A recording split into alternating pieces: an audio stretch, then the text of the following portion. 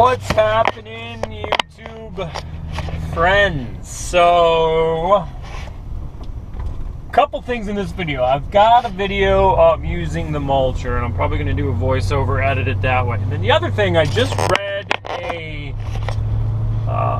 don't know, one of those 20 things in life that you should always do or something. I don't know, one of those.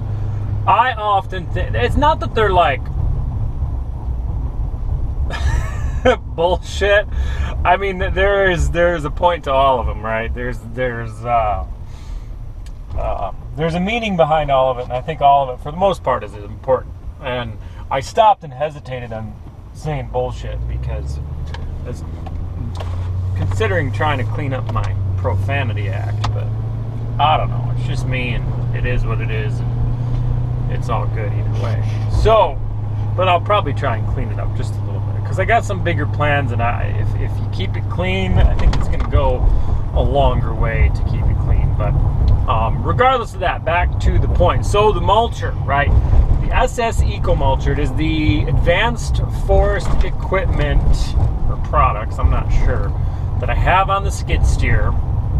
It is the SS Eco Mulcher. It's not the Extreme, it's the next size down from that. And the difference between the SS Eco and the SS Extreme, look it up on their website.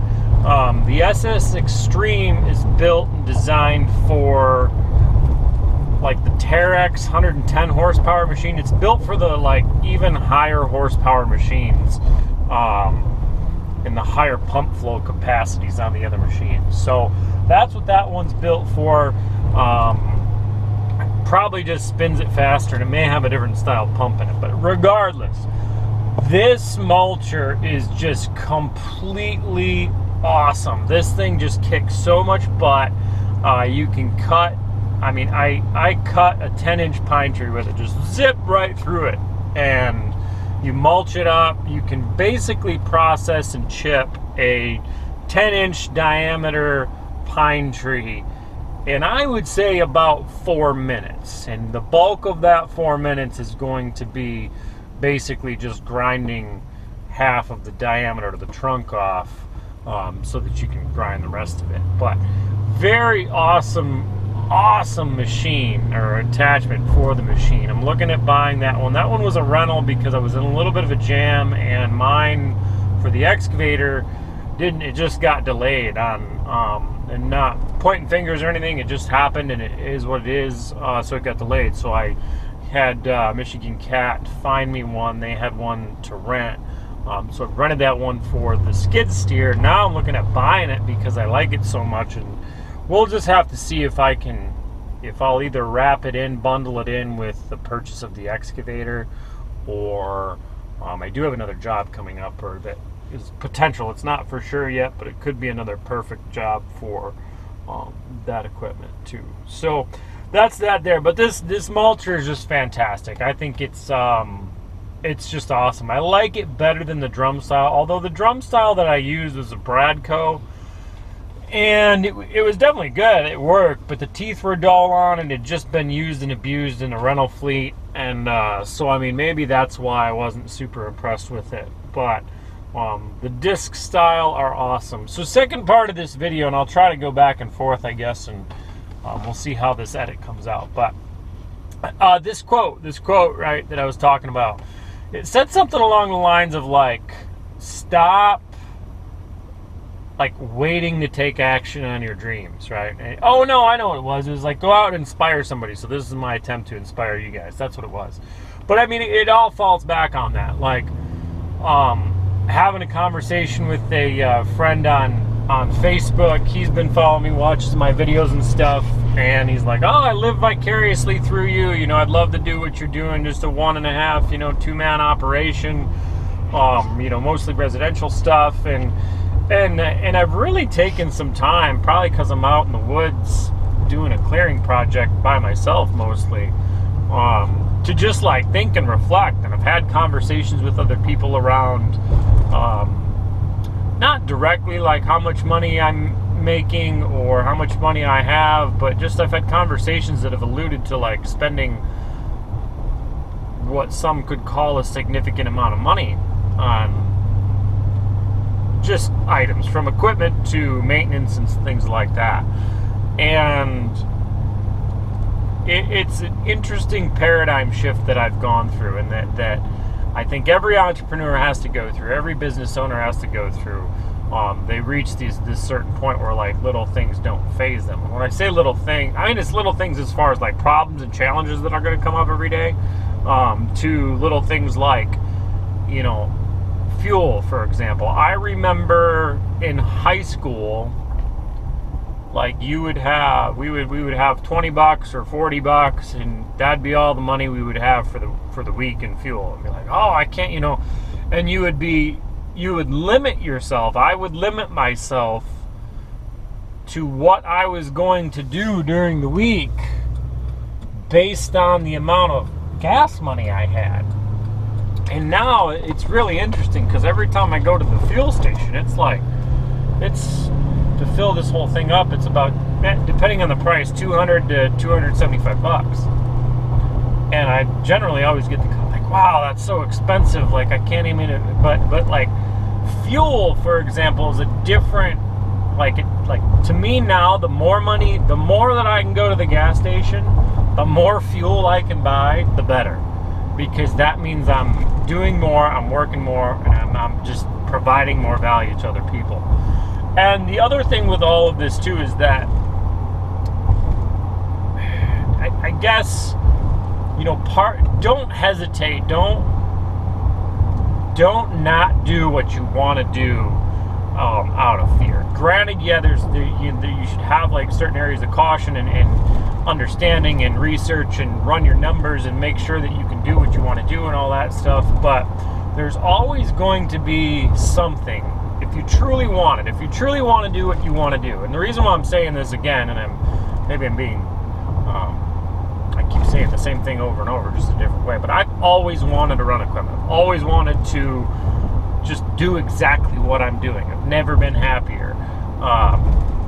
And like, it's like my life is great. I really, really feel like I have an awesome life. Now, does it mean that every day is awesome? Does it mean that like I don't get in arguments with, not arguments, we don't really argue, but my fiance, like, do we, you know, is it always sunshine and rainbows? No, I get in trouble often for working too much, you know, it's like, but it's summer, like I gotta work. So, you know, there's that. There's problems with organizing and getting equipment to the site. There's problems with and delays with other contractors on site that delayed and can't get their shit done, so now I'm delayed. There's problems of the work truck, the beater truck that I just got. Just bought a beater truck, right? Ran good, drove good, bam, hydraulic lines, or not hydraulic, power steering lines blew out in it. So that goes to the shop. Like, there are so many things in my day that I could complain and whine about, but quite honestly, they don't even faze me. Like, some things here and there, I'll let them get to me. Notice I said I'll let them get to me, right? But for the most part, like, life is really, really good. And I work for the clients I work for have been awesome. I love just everybody who I do work for. They literally become like a friend, and we go hang out and have barbecues together. You know, it's just really, really cool to be a part of that and work for those kind of people. You know, the deposit's no problem, checks always cash, like it's all good. And so I'll finish this up with, I've always wanted to do this. I wasn't 100% positive when I was like in my late teens, early 20s that I wanted to have my own business doing this, but it was definitely a curiosity, like I was curious about it. So, but I always wanted to do it, and I never really took the ambition and drive to do it. Now, there's a couple things, and I've talked about this on a couple other videos, talking about like, should you go to college, should you not, what should you do, and this, that, and the other. Now, my story is I basically worked for a couple different contractors, from small residential stuff to large commercial stuff in my 20s. Now, the experience that I gained the paid experience, we could almost call that college education, right? My education that I gained in that has helped me become, it shouldn't have become, I mean, it's made me become, it's enabled me to become as proficient as I am in doing what I do. And I'm not saying that I'm always right either. Like, I will say the wrong things, I'll do the wrong things, and I'll make mistakes. Like, don't get me, that's going to happen.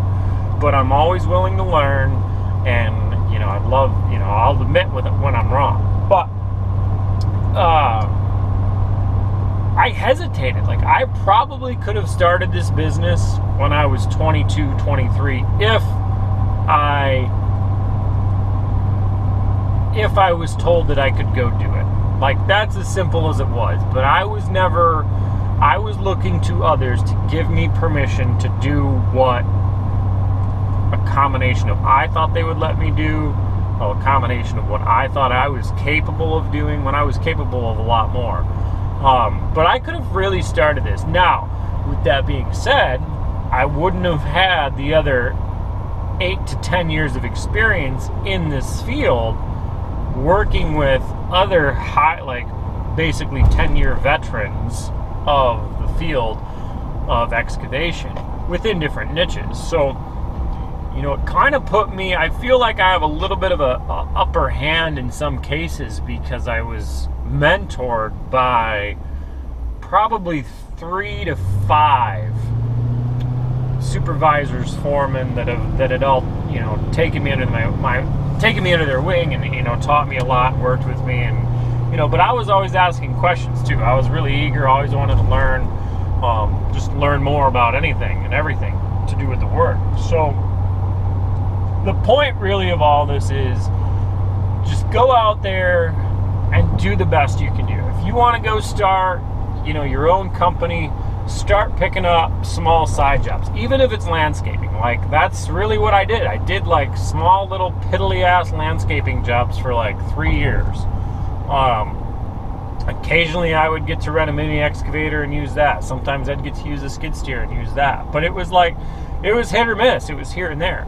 But I would have, in a 7-month summer, I would have probably 3 to 6, so one decent little project every month that I could do.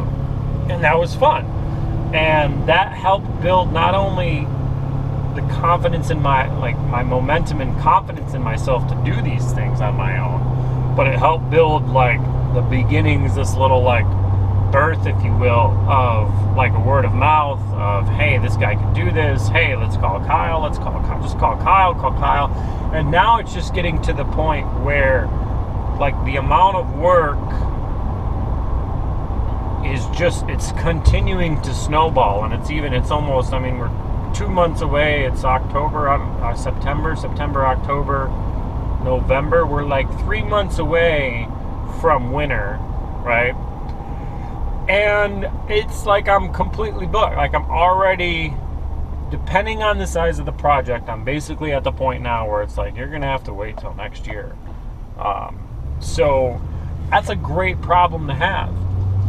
And there's other opportunities too with the equipment that I'm buying that I can work during the winter up here, not snow plowing. I don't want to snow plow. So anyways, I'm going on quite a long tangent here, but just go out and do what you want to do, even if it's on a little scale. Take a small step today that will put you one step closer to where you want to be in 2 years, in 5 years, in 10 years. You've got to start taking the action now, even if it's small little micro steps to get where you want. It's the same thing with nutrition, health, diet, weight loss, any kind of success. You've got to get out there. You've got to hustle. You've got to grind. I know it's a very Gary Vaynerchuk, Tony Robbins, saying, but you've got to grind. If you want shit, if you want to create a successful business, you have to be prepared. I don't care what anybody else thinks. That, get rid of the work on the beach and get paid, and make 6 figures while you're sitting on your laptop drinking margaritas. One, that would be boring as hell to me. There's no way I would get bored out of my mind doing that. But those guys who do that stuff, I know some of them, I'm friends with some of them, and they're good people, but they had to grind to get that internet lifestyle.